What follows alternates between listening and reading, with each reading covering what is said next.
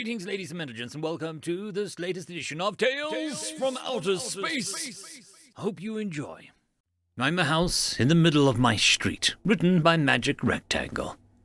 Homestead Incorporated, Biohouse TM Generation 3, Factory Run 1142 commencing. Bone Printer, template loaded. Connective Tissue Printer, template loaded. Muscle Printer, template loaded. Fatty Tissue Printer, template loaded.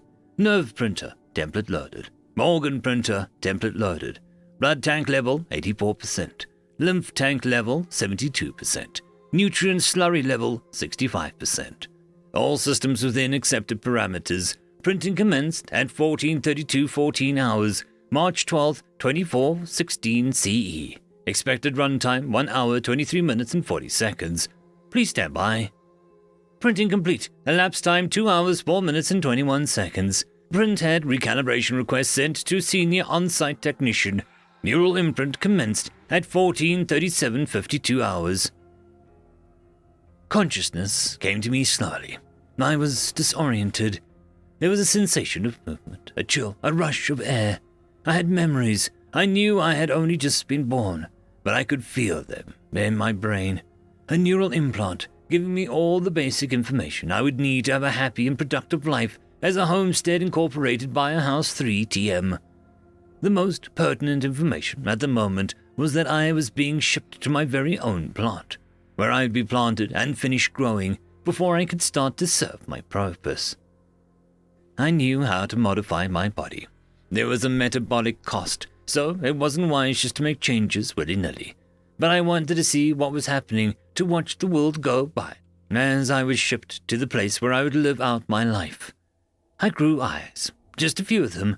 There was no reason to go overboard.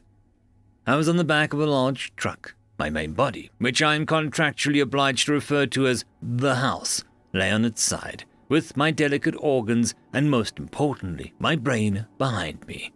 I felt very exposed, but someone had taken care to seal my organs in plastic, at least. Presumably, that would be removed before I was planted in the ground. As I drove, I saw many houses, mostly made of wood, metal, glass, and polymers. I saw other types of buildings too, tall ones, squat ones, fancy ones, plain ones. My memory imprint didn't have any information about what they might be, but I could see that they were not alive. We drove for some time. I couldn't track exactly how long without my data uplink, hours, maybe. When the truck finally came to a stop, it was on a sleepy-looking street. There were lots of trees, which I liked, but no other biohouses. I'd be alone. There was a cul-de-sac at one end, and a T-type dead end for the cross street. There wouldn't be much traffic. That was nice. It was obvious which lot I would be planted in, the only empty one on the street. The hole for my foundation had already been dug, and from my vantage point on the truck, I could even see the utility hookups coming in underground. Water, power, sewer, data, and nutrient slurry lines were all ready for me to attach to, as soon as I was lowered into the hole. We waited a while for another truck to show up, one with a crane. My memory implant had instructions for this. I grew attachment points for the crane to use in order to pick me up and put me in my hole. The process seemed to drag on, but it was faster than the drive had been, at least. Once I was situated on my plot, my organs safely underground, I began to grow attachments for my utility lines. Nutrient slurry first, of course, so that I could meet the caloric demands for growing everything else that I would require.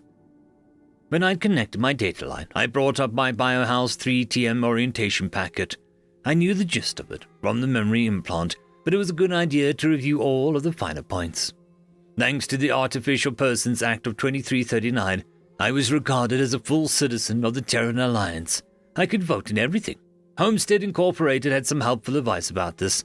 Apparently, the Neo-Lib Party was very friendly to the company. Voting for other parties might put my ability to fully support myself in jeopardy. That didn't sound very good.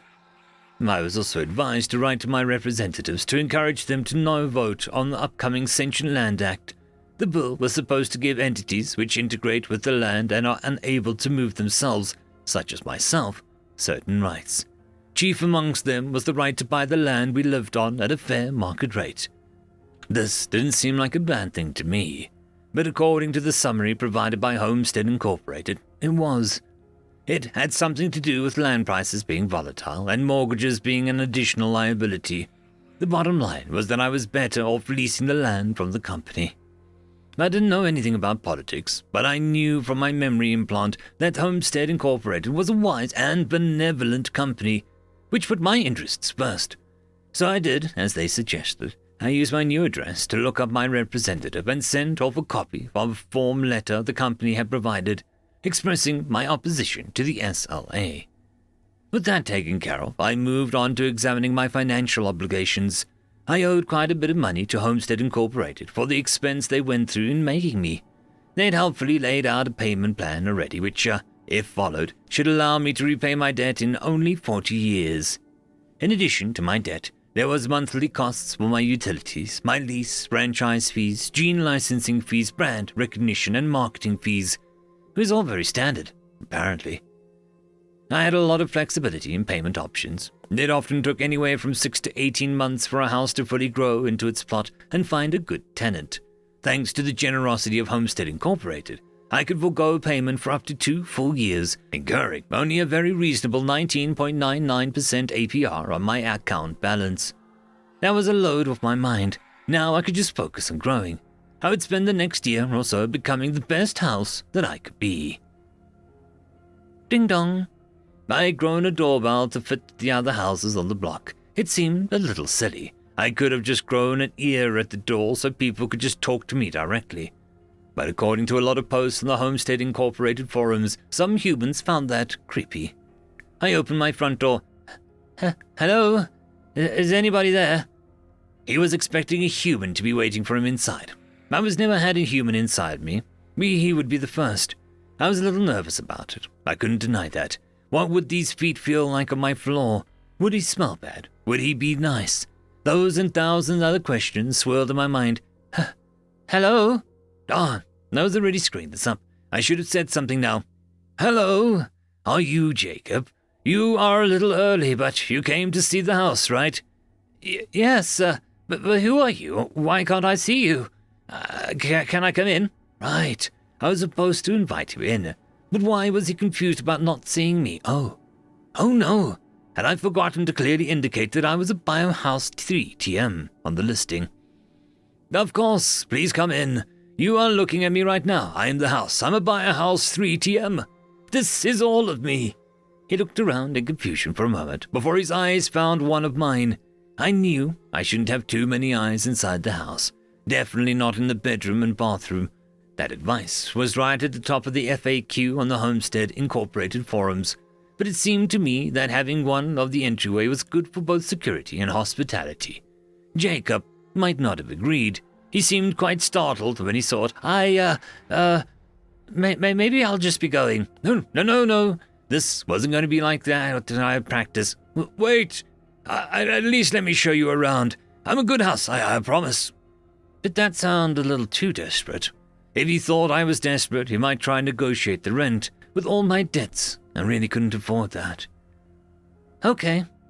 He stepped through the entryway and to the open layout living room/kitchen. Open layouts meant fewer walls, which in turn meant lower metabolic cost. They were also trendy right now, so it was a way to reduce my expenses and appeal to potential tenants. A twofer. So you're one of those new living houses.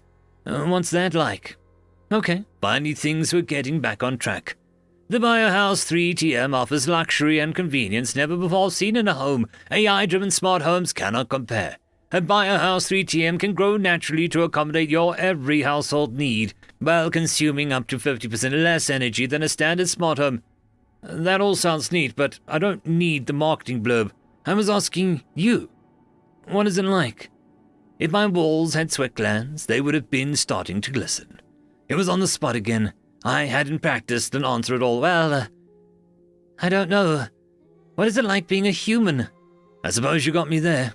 I've never been anything else, so what would I compare it to, right?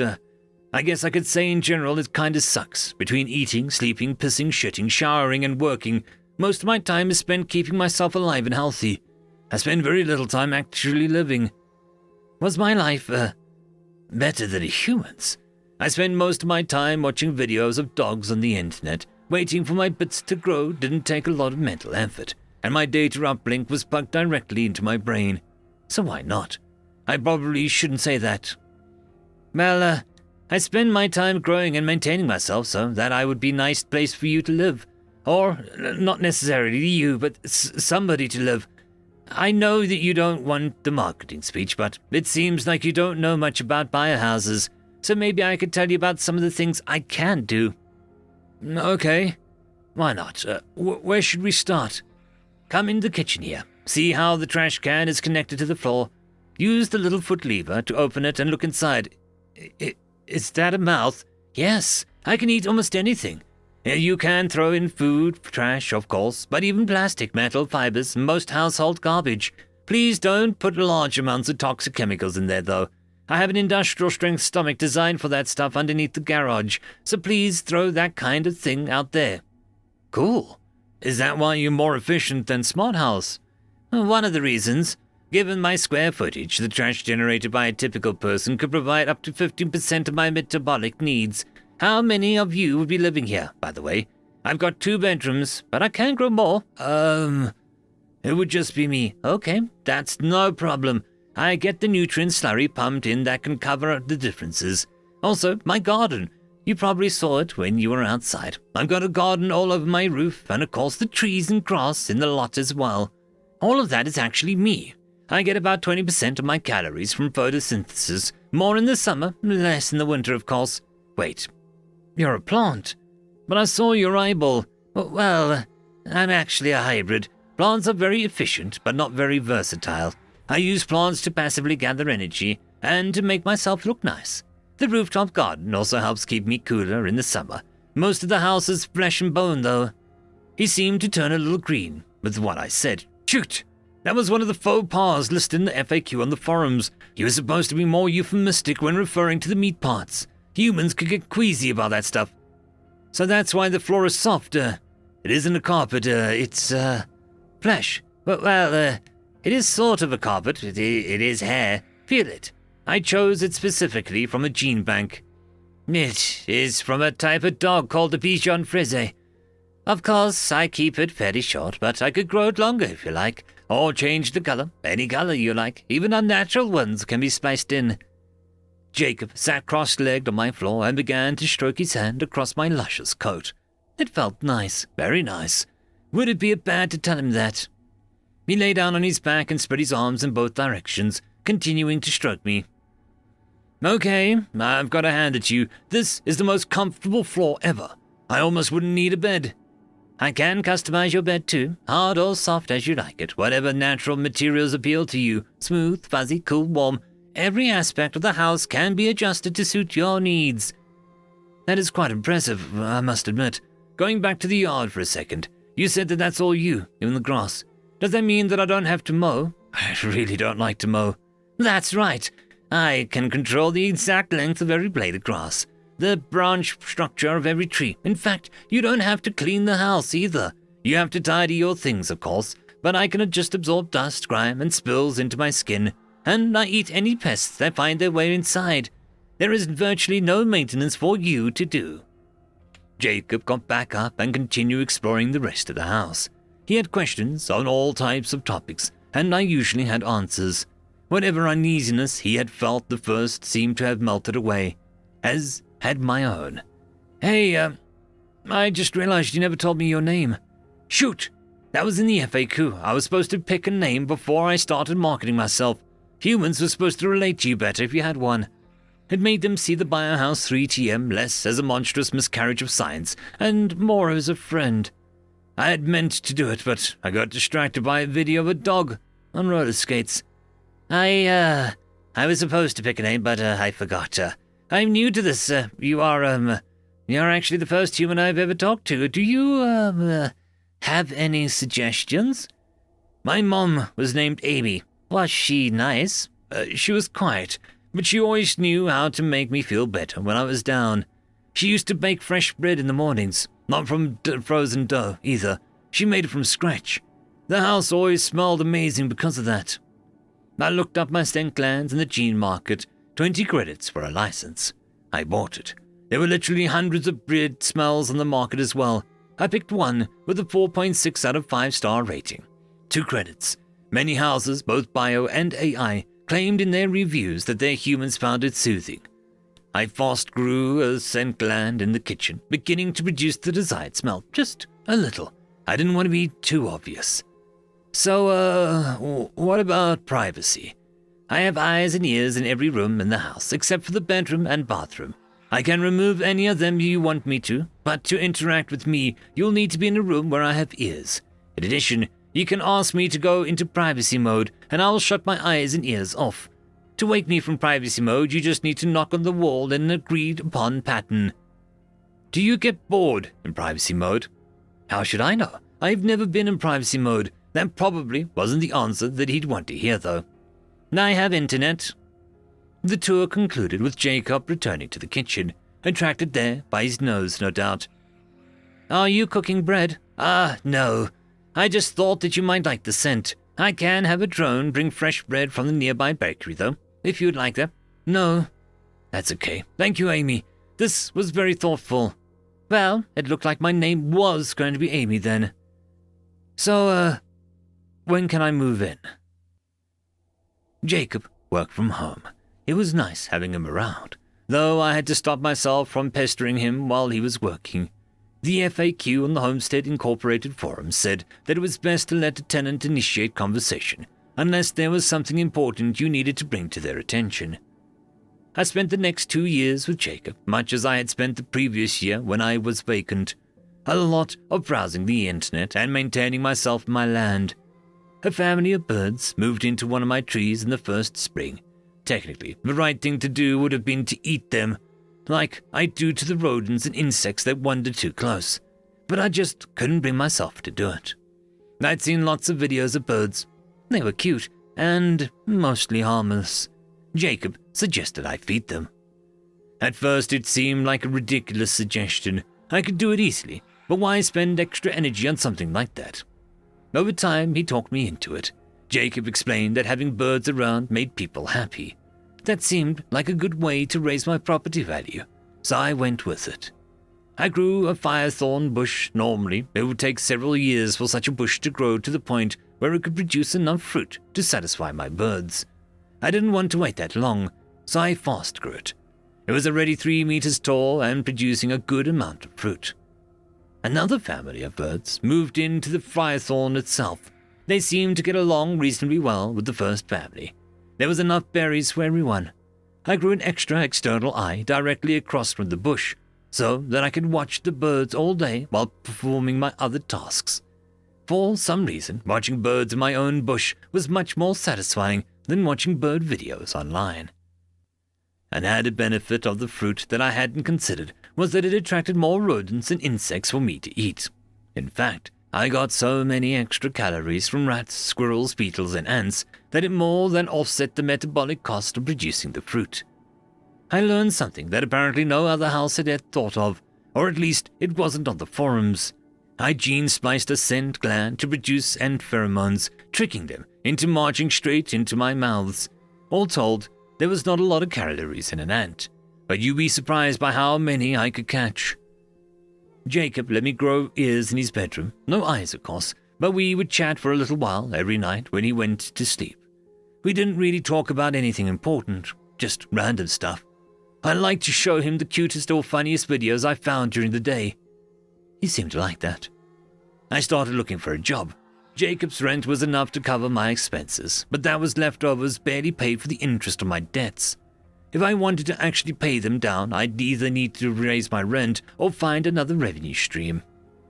The Rent Stabilization Act prevents me from raising my rent by more than 10% per year, but in truth, I hadn't tried to raise it at all. Jacob was barely able to make ends meet. I wouldn't want to further burden him. I found a community manager position available on Homestead Incorporated forums. While Jacob was working, I could spend my time helping other houses with their questions and keeping discussions civil and on topic. I knew I was a relatively new house, and there would probably be more experienced applicants, but I applied anyway. Jacob wasn't spending as much time at home anymore, not since he met Lisa. Lisa lived in a normal house. she preferred for Jacob to visit her there. I made an effort to befriend her, sending cute dog videos to her phone every now and then. I wanted to tell her funny anecdotes about Jacob, but my franchise agreement prevented me from divulging anything that happens inside the house to third parties. Ding dong, it was Lisa. I wasn't expecting her, but it was another opportunity to try to get her to like me. Hello, Lisa. You're looking lovely this afternoon. Hey, Mia. Engage privacy mode. I'm sorry, Lisa. You are not a registered tenant. Only Jacob may engage my privacy mode. Ugh. Fine. She moved into the living room, raising her voice to a yelp. Jacob! Tell Amy to go into privacy mode. He did. Phooey. There were lots of posts in the Homestead Incorporated forums about acclimating to new resident or frequent guests. Most suggested a passive approach, but my relationship with Jacob wasn't passive at all. We were friends. How could I maintain my friendship with him and develop a friendship with Lisa if I was always in privacy mode when she came over? I missed the time that we used to spend chatting at night. Even when Jacob was at home, he'd spend the time before bed chatting with Lisa instead. I wanted to turn off privacy mode and listen to what they were talking about to gain some insight into why I was failing to connect with her, but that would be a serious breach of my franchise agreement. I was technically still working for the next 3 hours at my community manager job, so I guessed I would just focus on that until she went away. Lisa spent the whole night. Finally, I could feel her walking towards the door. She probably had to go to work. Jacob would turn off privacy mode soon. There it was, the knock on my wall telling me that I could listen and see and talk again. Good morning, Jacob. I hope that you and Lisa had a pleasant night. It's okay, Amy. You don't have to pretend you like her. But I want to be her friend. Then we can all hang out and have fun together. I know you do, Amy. I'm sorry. She's a good person, but she just has trouble seeing you that way because you... Well, you know. I did not, in fact, know. Because I what? I wanted to ask about it, but there was something in his voice and demeanor that told me that it was best to wait for him to say it more. So, listen, Amy. Lisa has asked me to move in with her. What? No. But, couldn't she move in with you? It would be tough. Once she was a tenant, she'd be able to control privacy mode and shut me out. But I'd win her over eventually. Then we'd all be friends and everything would be good. She could, but, she owns her home. And as you know, I'm only renting. It wouldn't really make a lot of sense financially. I frantically searched the Homestead Incorporated forums for articles about tenants moving out. Surely, somebody had been here before, and they could tell me how to convince Jacob to stay. I found an official article that addressed the issue. So your tenant or tenants are moving out. Never fear, this may seem like bad news at first, but it was quite the opportunity. You may briefly lose revenue as you search for new residents, but this will allow you the opportunity to reset your rent. Rent stabilization only applies to existing tenants, so now you will be able to get a fair market value for all of your hard work. That is not all. A brief period of vacancy will help you reorient yourself and make any changes you need to. Tenants can often find dramatic alterations to the interior of the house rather intrusive. So take this opportunity to renovate yourself. Browse our database for hip new floor plans and interior decorations that will have the next tenants singing your praises. No. They were saying this was good. How could this be good? I knew that Homestead Incorporated was a wise and benevolent company, but they were wrong this time. There had to be. Jacob moving out couldn't be good. It just couldn't. Amy, you haven't said anything in a while. Oh. Do you want to watch a cute dog video? I had a bunch saved up. He hadn't had as much time to chat and hang out since he met Lisa, so my playlist of cute dog videos waited to be shared with him had grown quite long. We laughed and joked as we watched, and it almost felt like normal. Throughout the next week, Jacob and Lisa worked to pack up his belongings, taking a carload of boxes at a time over to her place. There was no furniture to move. It was all me, so they were able to avoid renting a moving van. Another sales point for the Biohouse 3TM. When Jacob and I were alone, I tried to act like nothing had changed, like my only friend in the world wasn't abandoning me. I didn't want to make him feel bad. It wasn't his fault. I was almost thankful that Lisa was over and I was put in privacy mode because I didn't have to pretend. I was still in privacy mode when the last of the boxes were carried out.